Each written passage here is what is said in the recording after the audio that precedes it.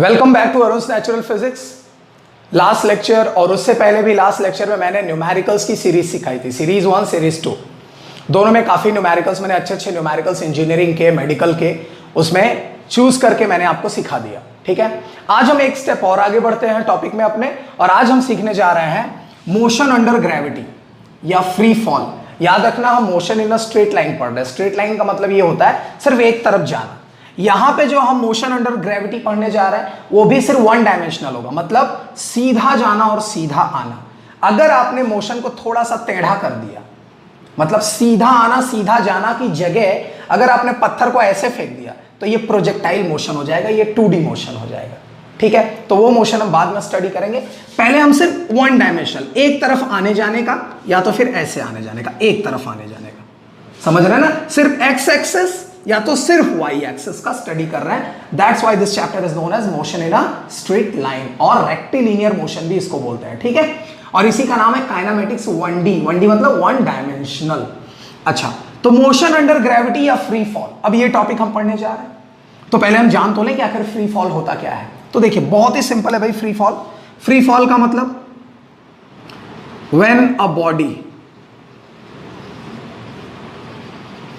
Body falls down, कोई भी body है, when a body या when an object falls down under the action of gravity, under the action of gravity, मतलब अगर कोई body सिर्फ under the action of gravity where air resistance is negligible, air resistance is negligible, ठीक है, air resistance negligible होना चाहिए, तब जाके हम इस पूरी कहानी को कहते हैं दैट इज फ्री फॉल। इसको बोलते हैं फ्री फॉल। ठीक, समझ लीजिए क्या लिखा हुआ है। ये कह रहा है कि when a body falls down under the action of gravity, मतलब कोई बॉडी है जैसे दिस वन मार्कर पेन, अगर इसको मैं छोड़ूं तो इसके ऊपर, अगर मैं इसको ऐसे छोड़ दूं तो इसके ऊपर सिर्फ एक फोर्स लगना चाहिए, सिर्फ एक, और उस फोर्स का नाम है ग्रेविटी। मेरी बात समझ में आ रही है? मतलब when a body falls down under the action of gravity, जब बॉडी सिर्फ और सिर्फ, याद रखना, only and only under the action of gravity, जब कोई बॉडी ऊपर से नीचे गिरे और उस बॉडी पे सिर्फ एक फोर्स काम करे, वो भी किसका? ग्रेविटी का। ठीक, तो उसको हम बोलते हैं फ्री फॉल। क्लियर? लेकिन उसमें एक कंडीशन है, where air resistance is negligible. हवा क्या होना चाहिए? नेग्लिजिबल होना चाहिए, नहीं तो आंधी तूफान आएगा तो बॉडी जो गिर रही है हो सकता है वो सीधे ना गिर के कहीं साइड में गिर जाए। जैसे आप क्रिकेट खेलते हो, है ना, तो जो रबर की बॉल होती है, अगर वो हवा में जाती है तो आप उसका पाथ देखिए, वो हवा में इधर उधर ऐसे उड़ने लगती है कि नहीं? तो इसका मतलब क्या हुआ कि हवा ने उसके रास्ते को भटका दिया। तो इसीलिए एयर रेजिस्टेंस, इसमें कंडीशन है फ्री फॉल में कि एयर रेजिस्टेंस नेग्लिजिबल होना चाहिए। अच्छा, कभी कभी पूछता है कि फ्री फॉल के कंडीशंस क्या है, तो देखिए यहां पे क्या क्या कंडीशन होनी चाहिए फ्री फॉल में। कंडीशन, ठीक, ध्यान से देखना। तो फ्री फॉल का कंडीशन क्या है? अगर कोई ऑब्जेक्ट ऊपर से फ्रीली नीचे गिर रहा है, ऊपर से फ्रीली नीचे गिर रहा है, तो उसके क्या क्या कंडीशन हो सकते हैं? पहला कंडीशन, इनिशियल स्पीड u0 होना चाहिए। मोस्ट इंपॉर्टेंट बात याद रखना, कोई भी बॉडी फ्री फॉल तब माना जाएगा जब उस बॉडी का इनिशियल स्पीड क्या रहा होगा? 0। जैसे मान लीजिए कहीं से कोई बॉडी ऊपर से नीचे गिरती हुई आ रही है, तो हम उसको फ्री फॉल नहीं मानेंगे। कब तक? जब तक कि हम ये ना मान ले कि उसकी इनिशियल स्पीड कितनी थी? 0। तो जैसे ही आप बॉडी को मान लेंगे कि उसकी स्पीड 0 से स्टार्ट हुई है, तब हम मानेंगे कि दैट इज फ्री फॉल। अच्छा, दूसरी कंडीशन क्या होनी चाहिए? जो एक्सीलरेशन होना चाहिए। भाई बॉडी ऐसे नीचे गिर रहा है तो एक्सीलरेट हो रहा है ना, तो वो एक्सीलरेशन एक्चुअली में किसका एक्सीलरेशन होता है? ग्रेविटेशनल एक्सीलरेशन होता है। तो ग्रेविटेशनल एक्सीलरेशन के अंडर में वो बॉडी नीचे गिरनी चाहिए। ठीक, तीसरा, एयर रेजिस्टेंस नेग्लिजिबल होना चाहिए। एयर रेजिस्टेंस is नेग्लिजिबल, ठीक है, एयर रेजिस्टेंस नेग्लिजिबल होना चाहिए। और चौथा, कोशिश करो homogeneous medium, homogeneous medium, medium एक जैसा हो, नहीं तो गड़बड़ हो जाएगा। ठीक, बारी बारी से समझ ले। यू का वैल्यू 0, मान लो आप, जैसे मैं ये मार्कर को छोड़ रहा हूं, मार्कर को ऐसे छोड़ रहा हूं, ध्यान से देखना, ऐसे छोड़ दिया, तो this speed is known as free fall. लेकिन अगर मैं मार्कर को ऐसे फेंक दूं, ऐसे नीचे फेंक दूं, that is not free fall. मेरी बात ध्यान से समझना, फ्री फॉल की पहली कंडीशन क्या है? u 0 होना चाहिए। मतलब जो भी बॉडी ऊपर से नीचे गिर रही हो, उसकी इनिशियल स्पीड कितनी होनी चाहिए? 0, ऐसा, समझा? अच्छा, और अगर आपने ऊपर से उसको ऐसे थ्रो किया तो उसको बोलेंगे फ्री फॉल? नहीं बोलेंगे, याद रखना। दूसरी, a = g, मतलब बॉडी के ऊपर सिर्फ और सिर्फ एक ही एक्सेलरेशन होना चाहिए। किसका? ग्रेविटेशनल एक्सेलरेशन, सिर्फ ग्रेविटी ही होनी चाहिए और कुछ नहीं। तो ए जो एक्सेलरेशन है वो कौन सा होना चाहिए? ग्रेविटेशनल एक्सेलरेशन होना चाहिए। Air resistance is negligible, air resistance नहीं होना चाहिए, सीधी सी बात है। कैसे? आप जानते हैं कि गैलीलियो ने भी ये बात बताई थी, अगर आप दो ऑब्जेक्ट को सेम डिस्टेंस से नीचे फेंकें, अलग अलग ऑब्जेक्ट को, गैलीलियो ने कहा था ना कि दो ऑब्जेक्ट को, अलग अलग ऑब्जेक्ट को नीचे फेंके तो दोनों सेम टाइम पे नीचे गिरती हैं, ठीक। लेकिन उन्होंने भी एक कंडीशन दे दिया कि ये तभी पॉसिबल है जब एयर रेजिस्टेंस क्या हो? नेग्लिजिबल। कैसे? मान लीजिए आप एक पेपर का टुकड़ा और एक पत्थर का टुकड़ा फर्स्ट फ्लोर से ऐसे दोनों छोड़ दिए, तो पत्थर का टुकड़ा तो जल्दी नीचे गिर जाएगा, है कि नहीं? क्योंकि पत्थर का टुकड़ा क्या है? पत्थर का टुकड़ा क्या है? वजन है, वेट इसका ज्यादा है, वेट ज्यादा है। तो जो इसके आसपास एयर लग रहा है, एयर वो क्या कर रहा है? वो इसको कम अपोज कर पा रहा है, मतलब उसको ज्यादा रोक नहीं पा रहा है। लेकिन अगर आप यहीं पे एक प्लेन शीट ऑफ पेपर फेंकते, तो पेपर अगर नीचे गिरता तो पेपर का वेट बहुत हल्का है, और जो एयर है, एयर वो साइड से इसको क्या करती? और धक्का देती, तो पेपर इसलिए ऐसे उड़ते उड़ते आता, है कि नहीं? ये जो एयर है ना, हवा, वो बॉडी के ऊपर एक फोर्स लगाती है। जैसे मान लीजिए ये पेपर आपने फेंका है ना, नीचे की तरफ फेंका नहीं, क्या किया? ड्रॉप किया, ऐसे छोड़ दिया, तो इसके ऊपर हवा, आपने इसको फेंका मतलब नीचे की तरफ ड्रॉप किया, लेकिन एयर इसको क्या कर रहा है? ऊपर की तरफ धक्का मारता है। इसको क्या बोलते हैं? बायंट फोर्स, अपथ्रस्ट, याद है फ्लूइड मैकेनिक्स में? तो इसको बोलते हैं बायंट फोर्स, है ना, BUOYANT, बायंट फोर्स। या इसी को क्या बोलते हैं बेटा? अपथ्रस्ट बोलते हैं, अपथ्रस्ट।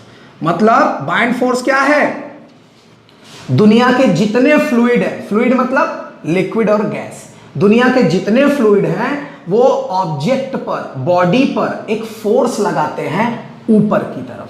जैसे आप जब पानी में नाव रखते हैं, है ना, समंदर में या नदी में, है ना, अगर आप नाव रखते हैं तो नाव डूबता नहीं है जल्दी। क्यों? क्योंकि पानी इसको क्या कर रहा है? ऊपर की तरफ फोर्स लगा रहा है, और वही ऊपर की तरफ फोर्स क्या है? बायंट फोर्स, ठीक। अच्छा, अभी हम फ्लूइड मैकेनिक्स में ज्यादा डीप में नहीं जाएंगे, हम सिर्फ फ्री फॉल के बारे में जानेंगे।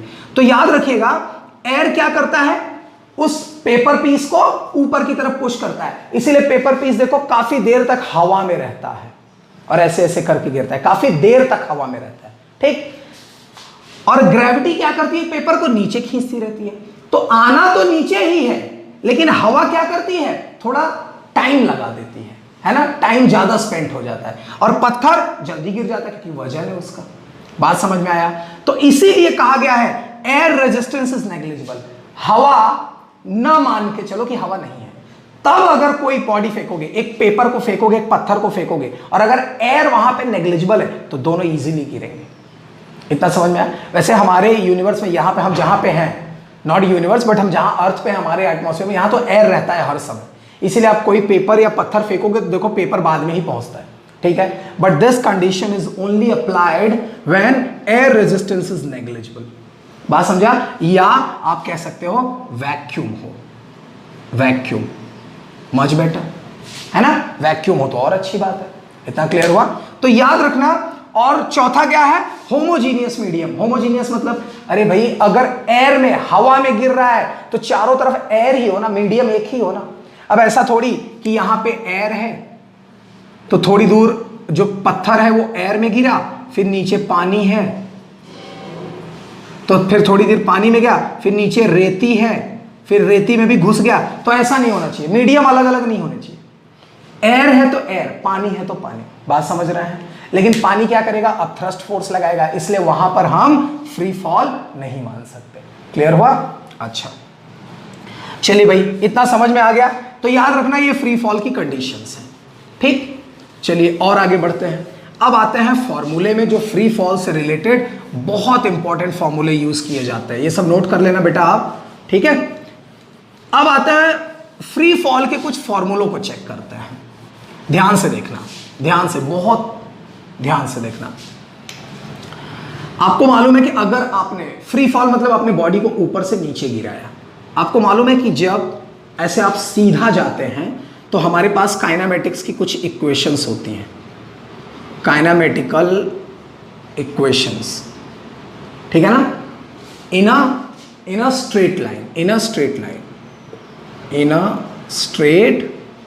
लाइन, ध्यान से देखना, बहुत सिंपल है, बस लॉजिक समझते चलिए। इन अ स्ट्रेट लाइन, तो स्ट्रेट लाइन में काइनेमेटिकल इक्वेशन क्या होता है, v equals to u plus AT, है ना, s equals to UT plus half AT square, और v square equals to U square plus 2AS।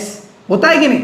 ये कब होता है, जब आप एक स्ट्रेट लाइन में सरफेस पर, आप सरफेस पर जैसे अर्थ पर या किसी टेबल पर आप सरफेस पर सीधा जा रहे हैं, सीधा आ रहे हैं, ये फॉर्मूला। लेकिन जैसे ही आप फ्री फॉल आएंगे, मतलब बॉडी अब हवा में आ गई, ऊपर जा रही है सीधा या सीधा नीचे आ रही है, तब ये फॉर्मूला थोड़ा सा बदल जाएगा। तो ध्यान से देखिए, तब क्या होगा फ्री फॉल के लिए, फॉर फ्री फॉल, अभी मैं कुछ ही कंडीशंस की बात कर रहा हूं, फॉर फ्री फॉल, ठीक है, या फ्री फॉल की जगह मैं ऐसे करता हूं, for upward motion, for upward motion, जब बॉडी ऊपर की तरफ जाती है, ऊपर की तरफ, फॉर अपवर्ड मोशन, ऊपर की तरफ, ठीक। तो v equals to u plus, ध्यान से देखना, AT है ना, A की जगह G और T, और यहां प्लस की जगह माइनस, ठीक। क्यों? क्योंकि आप ऊपर जा रहे हैं और ग्रेविटी के अगेंस्ट जा रहे हैं, ग्रेविटी नीचे काम करती है ना, और आप कहां जा रहे हैं, ऊपर, फॉर अपवर्ड मोशन, ये फॉर्मूला होगा। माइनस क्यों लगा समझ गए, क्योंकि आप ग्रेविटी के अगेंस्ट जा रहे हैं, ग्रेविटी नीचे आप ऊपर, इसलिए v equals to u minus GT। इतना क्लियर हुआ? अच्छा, दूसरा formula, s equals to UT minus half GT square. अब आप समझ रहे होंगे क्योंकि ऊपर जा रहे हैं। अच्छा, ये जो s है बेटा, s मतलब क्या, s तो हम लोग ऐसे सामने सामने डिस्टेंस लेते थे सरफेस पर, जब आप हवा में ऊपर जाते हैं तो मैं s की जगह हाइट लिखूंगा, तब हम लोग हाइट बोलते हैं ना। तो चाहे s अगर आपका मन करे तो लिख सकते हैं, बट ज्यादातर हाइट लिखेंगे तो अच्छा रहेगा। क्यों? क्योंकि ऊपर जाते हैं तो हाइट, नीचे आते हैं तो हाइट, बात समझा। तो h equals to UT minus half GT square. अच्छा, तीसरा formula, v square equals to U square और माइनस 2G, A की जगह G और S की जगह H। क्यों? क्योंकि ऊपर जा रहे हैं। तो देख लीजिए अपवर्ड मोशन का क्या फॉर्मूला हो गया। तो याद रखना, अपवर्ड मोशन के लिए हम यही फॉर्मूला यूज करेंगे, ठीक है। अच्छा, अब आते हैं डाउनवर्ड मोशन,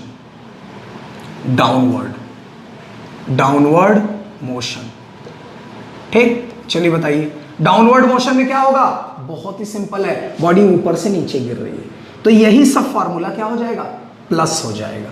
तो formula v equals to u plus GT। क्यों? क्योंकि आप नीचे आ रहे हैं और ग्रेविटी के तरफ आ रहे हैं ना, ग्रेविटी आपको सपोर्ट कर रहे हैं।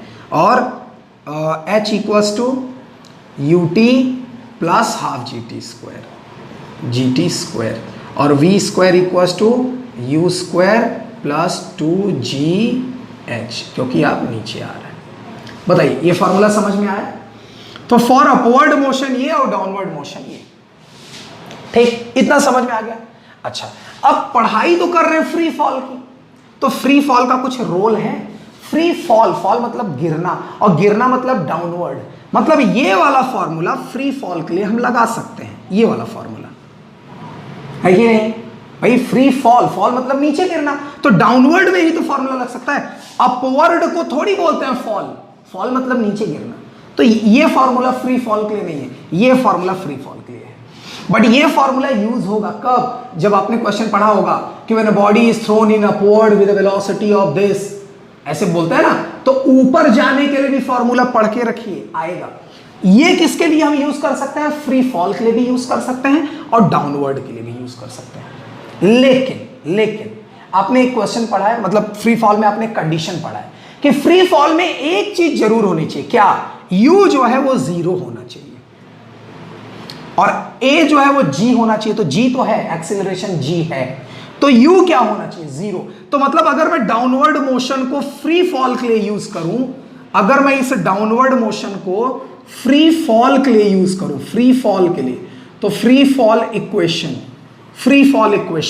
v इक्वल्स टू u तो 0 हो गया, फ्री फॉल कहता है ना कि u 0, तो बचा क्या? gt।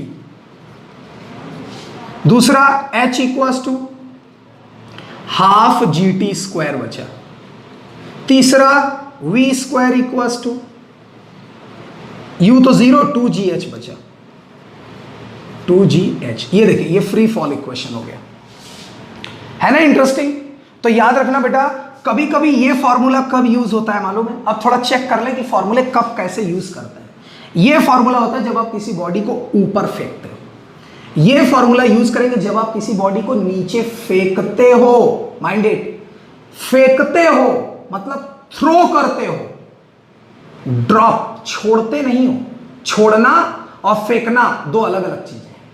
अगर आप किसी बॉडी को ऊपर से फेंकते हो तो ये फॉर्मूला लगेगा, और अगर आप किसी बॉडी को सिर्फ ड्रॉप करते हो, छोड़ देते हो, तो ये फॉर्मूला लगेगा।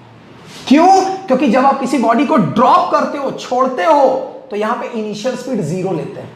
तो याद रखना, जब सवाल कहे when a body is dropped और when a body is released माने भी छोड़ना ना। अगर किसी बॉडी को रिलीज किया, किसी बॉडी को ड्रॉप किया, तो ये फॉर्मूले है कि नहीं? ठीक। और अगर किसी बॉडी को ऊपर से नीचे थ्रो किया तो डाउनवर्ड का ये फॉर्मूला। तब u 0 नहीं होगा बेटा, क्यों? आपने थ्रो किया है, और जब आप किसी चीज को थ्रो करते हैं तो u होता है, कुछ ना कुछ होता है, ठीक। और किसी चीज को ड्रॉप करते हैं तो वो 0 स्पीड से चलता है, मतलब 0 से तब अपनी स्पीड आगे बढ़ाएगा। मेरी बात समझ में आ रही है? तो याद रखना, ये इतनी कंडीशंस हैं जिनमें आपको न्यूमेरिकल सॉल्व करने हैं, ठीक है? अच्छा, इतना समझ में आया? इतना क्लियर हो गया? अब अगर आपके मन में लगे कि सर ये आप ऊपर जा रहे हैं, ऊपर, तो ऊपर जाने के लिए g को माइनस में लिया, u प्लस में, v प्लस में, नीचे आ रहे हैं तो केवल g को ही बदला हमने, बाकी और किसी को नहीं बदला। मतलब इनमें यहां माइनस नहीं लगा, यहां माइनस नहीं लगा, यहां माइनस नहीं लगा, यहां माइनस नहीं लगा। तो एक्चुअली में ये जो प्रूफ है ना बेटा, ये स्केलर वेक्टर से निकाला गया था। मैं आपको एक छोटा सा अप्रोच दे देता हूं कि आखिर ये माइनस प्लस का दिमाग कैसे लगाया गया। देखिएगा, एक मिनट ध्यान से देखिए, ये देखिए, स्केलर वेक्टर में आइए, स्केलर वेक्टर में, ठीक है? स्केलर वेक्टर की दुनिया में आइए। ऊपर जाना मतलब प्लस, नीचे आना मतलब माइनस, दाहिने जाना मतलब प्लस और बाएं आना मतलब माइनस। बोलो, इतना समझ रहा है? अब अपवर्ड मतलब आप ऊपर जा रहे हैं, अपवर्ड, तो v equals to u plus A G T. चलो AT लिखो, फिर बाद में कन्वर्ट करता हूं, ठीक? फॉर्मूला यही था। अच्छा, अब आप ऊपर जा रहे हैं तो v equals to u plus G T भी लिख लो, ठीक? वैसे तो फॉर्मूला माइनस का होना चाहिए पॉइंट के लिए। अब देखते हैं क्यों माइनस होगा। देखना, आप ऊपर जा रहे हो तो ऊपर के लिए प्लस होना चाहिए, तो v क्या होगा? प्लस होगा। u क्या होगा? प्लस होगा, क्योंकि सब ऊपर के लिए है। लेकिन g जो होता है वो माइनस होता है बेटा, g माइनस होता है। क्यों? क्योंकि g बेटा नीचे काम करता है, ग्रेविटी, तो g माइनस हो गया। और टाइम तो यार स्केलर है, टाइम तो बढ़ता ही है, प्लस प्लस। टाइम कभी रुकता है क्या? वो बढ़ता जाएगा, बढ़ता जाएगा, बढ़ता जाएगा, मतलब t हमेशा प्लस में होता है। अब आप सबको सॉल्व करके देखें तो v इक्वल्स टू ये भी प्लस और माइनस प्लस माइनस और g और t। देखिए आया कि नहीं? ठीक। ऐसे ही आप s equals to U T plus half A T square में भी कर सकते हैं, हाफ ए टी स्क्वायर। तो s मतलब हाइट ऊपर जा रहे हैं ना, अपवर्ड, तो अपवर्ड के लिए हाइट कैसा? प्लस का h, u कैसा, प्लस का u, t तो प्लस में ही होता है, प्लस हाफ, a की जगह माइनस g, क्यों, क्योंकि आप ऊपर जा रहे हैं और g नीचे काम करता है, ठीक, और t वैसे ही रहेगा। फिर सॉल्व करिए, देखिए वही आया कि नहीं, h equal to U T minus half G T square. अच्छा ये तो चलो बहुत सिंपल है यार। डाउनवर्ड का जरा कहानी देखते हैं, डाउनवर्ड का बड़ा इंटरेस्टिंग है। देखो डाउनवर्ड आ जाओ सब लोग, डाउनवर्ड, ए डाउनवर्ड, देखना डाउनवर्ड। तो डाउनवर्ड के लिए क्या है बेटा, डाउनवर्ड के लिए देखो सब नेगेटिव है, तो मतलब v equals to U plus A T, ये हमारा फॉर्मूला था। अब v की जगह माइनस वी, ठीक, u की जगह माइनस u, a की जगह माइनस g, क्यों, क्योंकि नीचे आ रहे हो ना, तो नीचे सब क्या है, माइनस है। और t बेटा, t कभी माइनस नहीं होता, क्यों, क्योंकि समय हमेशा बढ़ता है, तो t ऐसे ही रहेगा, ठीक। चलो बताओ, ये minus v equals to minus u और plus minus minus G T, minus minus minus तीनों जगह कैंसल, तो v equals to u plus G T. ये देखो डाउनवर्ड के लिए तीनों प्लस में आ गए कि नहीं, और जो कि माइनस माइनस माइनस आप रूल के अकॉर्डिंग आ रहे थे, तो रूल के अकॉर्डिंग भी देखो यही आंसर आया कि नहीं, बात समझा। तो इसीलिए डायरेक्ट इसको लिखा जाता है। इतना क्लियर हो गया। ऐसे ही आप s equals to U T plus half G T square, उसमें भी लगा के देख लीजिए, वही आएगा, ठीक। एक और बता दें, s equals to U T plus half A T square होता है कि नहीं। तो s हाइट नीचे जा रहा, मतलब आप डेप्थ में जा रहे हो, तो माइनस h लिख सकता हूं, u माइनस यू लिख सकता हूं, टाइम तो बढ़ता ही है। हाफ a की जगह बेटा माइनस g लिख सकता हूं, और टाइम तो बढ़ता ही है। तो ये देखो minus h minus u T minus half G T square, देखो minus minus minus cancel, h equals to U T plus half G T square. आ गया कि नहीं डाउनवर्ड के लिए, है ना। तो याद रखना बेटा, ये सब बहुत सिंपल सी चीजें हैं, कॉमन सेंस की चीजें हैं कि फॉर्मूले कैसे बनाए गए होंगे, ठीक है। तो इन्हीं प्लस माइनस कोऑर्डिनेट सिस्टम से लेकर स्केलर वेक्टर से लेकर आप जैसे भी मेथड से चाहें फॉर्मूले बना सकते हैं, ठीक है। इतना क्लियर हुआ। तो ये तो हो गया फ्री फॉल की सारी कहानी। अब बचा क्या, अब न्यूमेरिकल बचा बेटा। न्यूमेरिकल बहुत इंपॉर्टेंट, न्यूमेरिकल, इसमें भी मैं आपको काफी न्यूमेरिकल सिखाऊंगा। अच्छा अब एक कॉमन सेंस की चीज हमेशा याद रखिएगा, बॉडी जब ऊपर अपवर्ड का मैं आपको कंडीशन बता रहा हूं, ध्यान से देखना।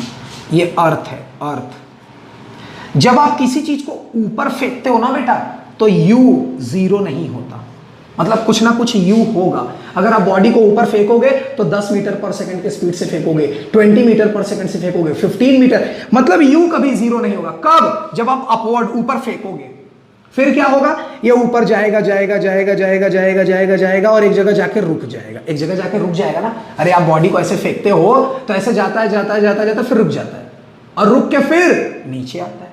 तो जहां रुकता है बेटा वहां फाइनल स्पीड क्या हो गई, जीरो। तो इनिशियल स्पीड जीरो नहीं होगा, कब, जब आप अपवर्ड फेंकेंगे, है कि नहीं। तो याद रखना, ऊपर की तरफ जाने पर u जीरो नहीं होता, लेकिन ऊपर जाते जाते जाते जाते फाइनल स्पीड जीरो होता है। इतना समझ गया। डाउनवर्ड की बात करते हैं। डाउनवर्ड देखो दो कंडीशन है इसमें, case one and case two. Case one कहता है जब आप ड्रॉप करते हो किसी चीज को, ड्रॉप, या आप रिलीज करते हो, वैसे ड्रॉप्ड लिखा रहेगा ज्यादातर, आप देख लेना, तो रिलीज्ड। जब आप बॉडी को ड्रॉप करते हो या रिलीज करते हो तो u का वैल्यू हमेशा जीरो होता है। याद रखना, ये कंडीशंस बता रहा हूं, बहुत काम आएंगी। डाउनवर्ड में हमेशा ड्रॉप करोगे या रिलीज करोगे बॉडी को तो u क्या होगा, हमेशा जीरो होगा, ठीक। और फाइनल स्पीड, जब बॉडी बेटा जब बॉडी नीचे गिरेगी, अर्थ पे गिरेगी बॉडी, तो बहुत तेज से गिरेगी ना, मतलब यहां भले आप जीरो थे, यहां इनिशियल स्पीड भले ही जीरो है, लेकिन जब आप नीचे गिरोगे तो फाइनल स्पीड जीरो नहीं होगी। याद देखो, इसको उल्टा हो रहा है, यहां u जीरो नहीं था, फाइनल स्पीड जीरो था ऊपर जाते हुए। यहां जब आप किसी चीज को छोड़ते हो तो u जीरो है, लेकिन फाइनल स्पीड जीरो नहीं है। यहां कहीं ना कहीं आप बहुत तेज से गिरोगे, बहुत ज्यादा चोट लगेगी, ठीक। अच्छा केस टू क्या है, जब आप बॉडी को ऊपर से थ्रो करते हो, बॉडी को ऊपर से थ्रो करते हो, तो थ्रो में बेटा u भी जीरो नहीं होता, v भी जीरो नहीं होता। ये कंडीशन कभी मत भूलना अगर आप काइनेमेटिकल के फ्री फॉल से रिलेटेड न्यूमेरिकल सॉल्व करना चाहते हैं तो बिल्कुल ये कभी मत भूलना, बहुत ट्रिकी चीज बता रहा हूं मैं आपको, ठीक है। अच्छा तो जब आप थ्रो करेंगे बॉडी को तो कभी भी u भी जीरो नहीं होगा, v भी जीरो नहीं होगा। क्यों? क्योंकि आप बॉडी बेटा यहां पे है और ये अर्थ है, आप बॉडी को थ्रो कर रहे हो तो कुछ ना कुछ स्पीड देके फेंक रहे हो, समझा? और जब नीचे गिरोगे तो और तेज गिरोगे, इसका मतलब ना तो नीचे ही स्पीड जीरो है ना ही ऊपर स्पीड जीरो है। तो इसकी कंडीशन याद रखना थ्रो की, और ड्रॉप रिलीज की ये है और अपवर्ड की ये है। ठीक, तो बेटा भूलना मत, ठीक है? ये मोस्ट इंपॉर्टेंट लॉजिक मैंने आपको बता दिया, बहुत काम आएगा आपके। तो फ्री फॉल जो थियरी से रिलेटेड बातें थे मैंने बता दिया। अब हम आगे इसके जो सीखेंगे वो न्यूमेरिकल सीखेंगे, वो भी नेक्स्ट लेक्चर में। आज के लिए बस इतना ही, बाकी नेक्स्ट है। जय हिंद।